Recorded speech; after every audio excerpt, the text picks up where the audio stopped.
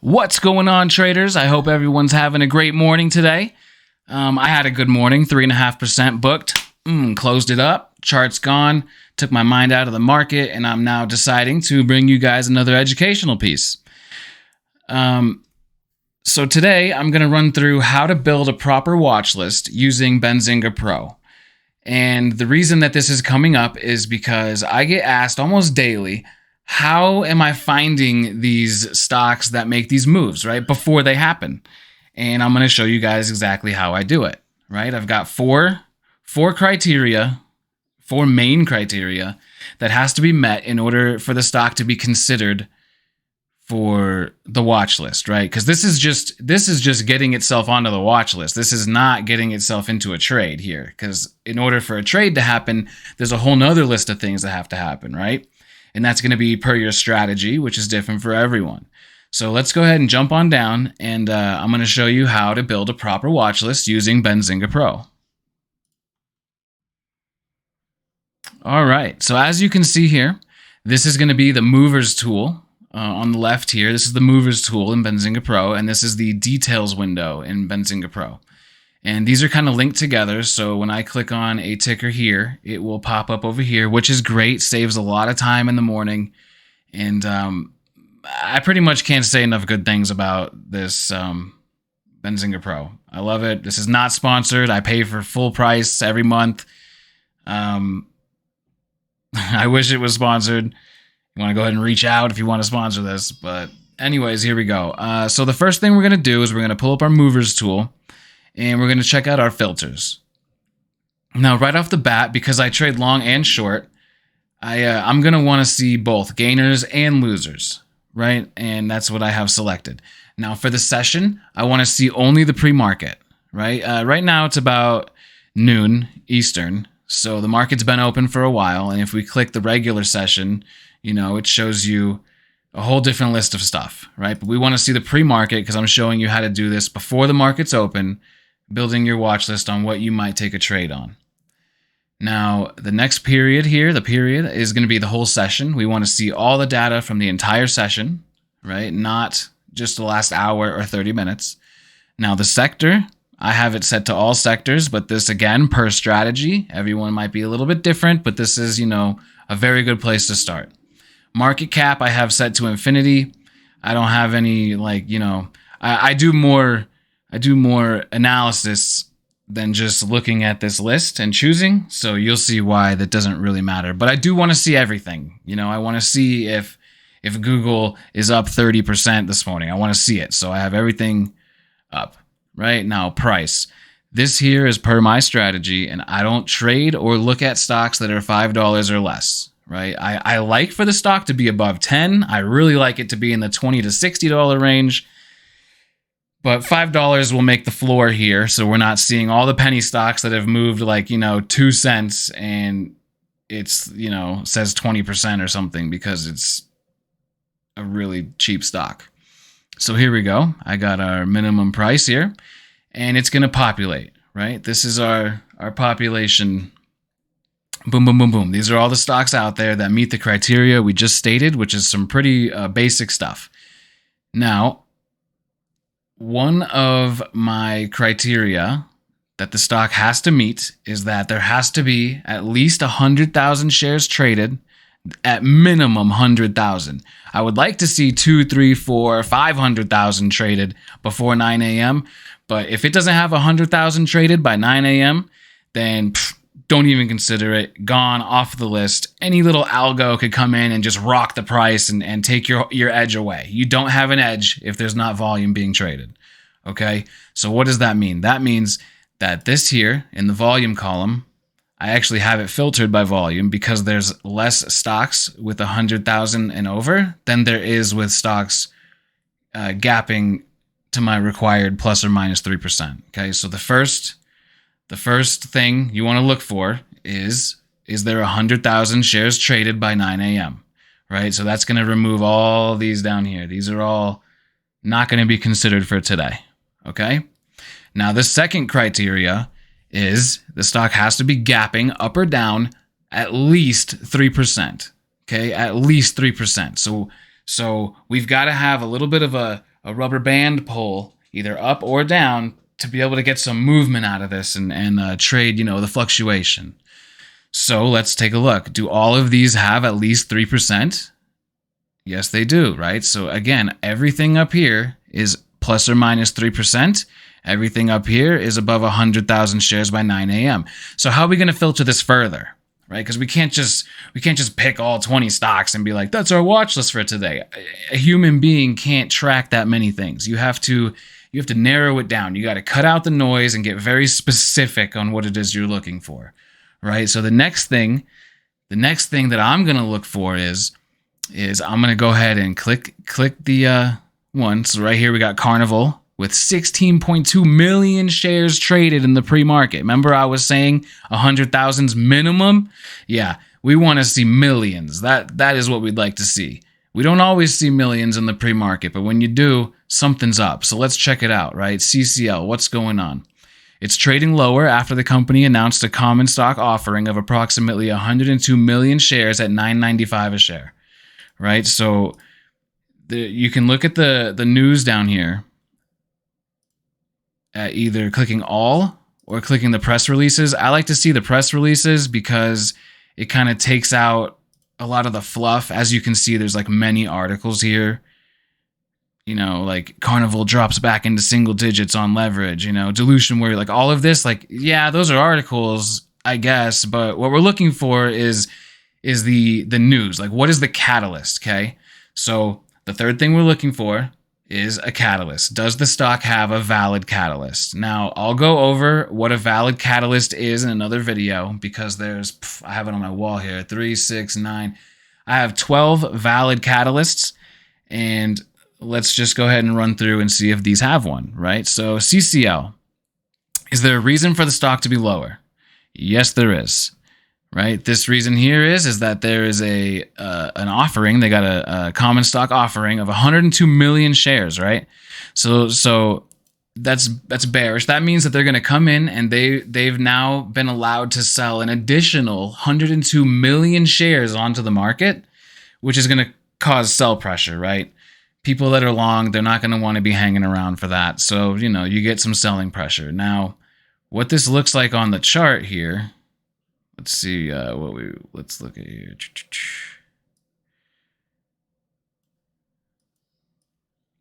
Okay, so anyways, CCL, 100,000 traded? Yes. Plus or minus 3%? Yes. Above $5? Yes. Does it have a catalyst? Is there a reason for the move?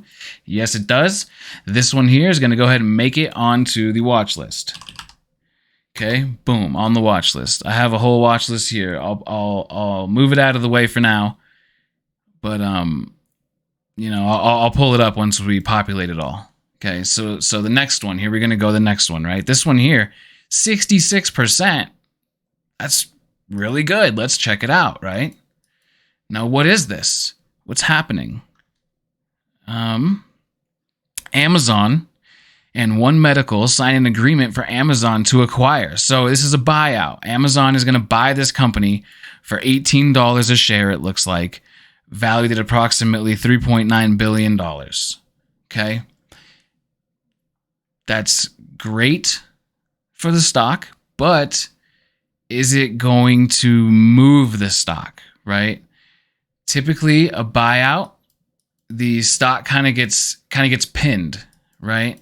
So they said it was going to buy it at $18. See how the stock kind of jumped up all the way up here? It jumped its whole 70%, but it's stuck, right? So a buyout isn't a valid catalyst to trade because we know that the price is going to be stuck at 18 or near it, right? For the whole day. It's just going to sit here. This is what a buyout looks like on a chart, right? If you see this, looks like this, jump, and it just kind of sits. This is what a buyout looks like. Now, Amazon, on the other hand, is it could be a trade based off of them having to burn cash to purchase this deal, right? But doesn't look like it's really affected. Thing's got an 8.8 billion float, so we're not going to trade something so, thick, right? It's very thick. There's many, many shares out there. In order for the stock to move, it's really got to have a nice catalyst to it, okay? So 1M is not going to make it because it's a buyout, right? Our next stock here is going to be AT&T. Look at that, AT&T. Let's see what it looked like at 9 a.m. Right? This is what it looked like at 9 a.m., right? We like this. We like this drop, right? The lower high, another lower high, fall through the low, bam, drop the floor. Okay, is there a catalyst, right? It's got the 100,000. It's got the 3%. It's over $5. Is there a catalyst? Yes, there is. We have second quarter results, right? So they reported earnings. Now, these earnings apparently were not fantastic, right? And we can go through the whole earnings thing if we like. But, right off the bat, just know that there's earnings. The stock is down hard. There's almost 3 million shares traded, right? And this is what it looks like in the pre. This is a great looking setup. This is something you would want to trade. Look at that. If you got in here around 9, right? 9 a.m., right? That's 1930 to 1830. That's a nice dollar move, right? The stock's down 8% on the day now. That's fantastic. So T is going to go ahead and make it because it had all requirements met, right? Now the next one, right? Now we have 2. Typically I go to maybe 4. I don't really go too much. So next one's going to be American Airlines, right? And this is actually the stock that I did trade today. This is where I made that 3.5% this morning. And this is what it looked like this morning, right? So we see, is everything met? Do we have the 100,000? Yes, we do. Is it plus or minus 3%? Yes, it is. Is it above our $5 floor? Yes, it is. Is there a catalyst? Yes, there is. They had Q2 earnings, right? So they reported earnings. The earnings were not fantastic, right? We can go ahead and read all this. So if you have Benzinga Pro, you can literally, you can go through their earnings reports and see, like how they did, why this and this, and you can kind of get a better feel for it. I don't personally read like the actual lines. I just need to know that there is a catalyst, and that catalyst is earnings, and that's a very big catalyst. So this is valid. And, all requirements are met. All right, we're going to throw that on there, right? That's going to be AAL. All right, now Mara. This is going to be a Bitcoin mining one. I'd like to find one that doesn't have a catalyst for you guys, because, this one here is, it could be just moving with Bitcoin, right? Because remember, there was news on Tesla selling its Bitcoin at like $950 million in Bitcoin. And these miner guys, if you look here, it says Marathon Digital focused on mining digital assets. So this is a crypto mining company. And let's see. So does it have the volume? Yes, it does. Does it have the gap? Yes, it does. Does it have the price? Yes, it does. Now, does it have a valid catalyst? So far, Wednesday, June 20, all I see is an article about thinking about buying stock. This is the fluff I'm talking about.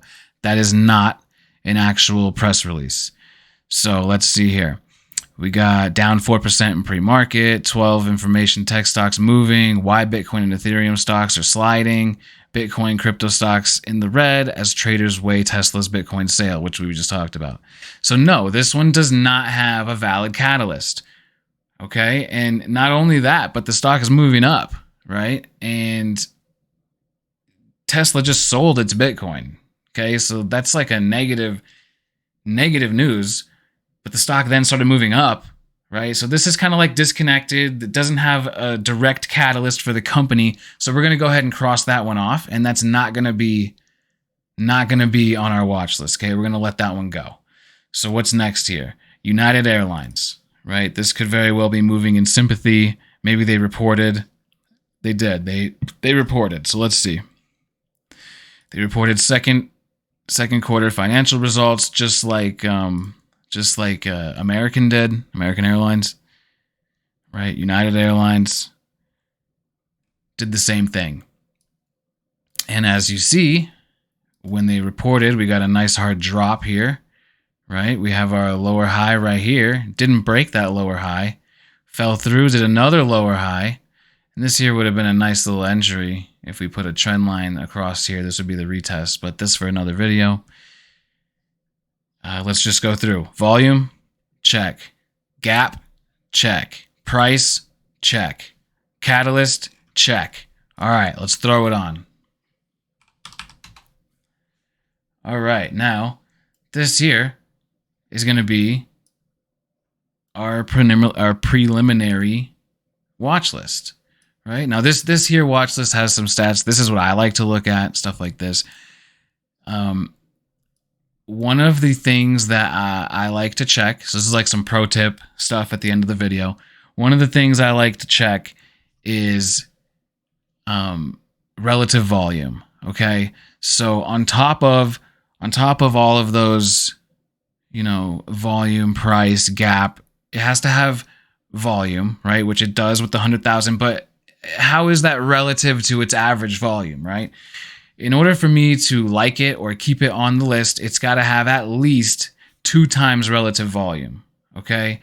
So it's got to be trading twice as much as it typically trades at any given time, okay? Higher than that, like if you see here, AT&T here is at 670. That means it's 6.7 times more volume than average, right? So this is extreme relative volume. This is what you want to see, okay? It's what you want. Now, after you make your watch list, you are going to want to go, and this takes it kind of to another level where you need to check the daily chart, the weekly, daily, monthly, and you need to start marking it up with your support and resistance levels, okay? And you start formulating a trade plan off of what you're seeing on the chart only after your initial analysis allows the stock to be on the watch list, okay? And as you can see now, we've removed all of that noise. Everything you just saw, all that is now removed and boiled down into just 4 stocks, okay? And today I did this, and what I ended up trading was American Airlines, and I pulled it off, 3.5 to 1 R. Fantastic, closed it up, done for the day. Hope you guys enjoyed this video.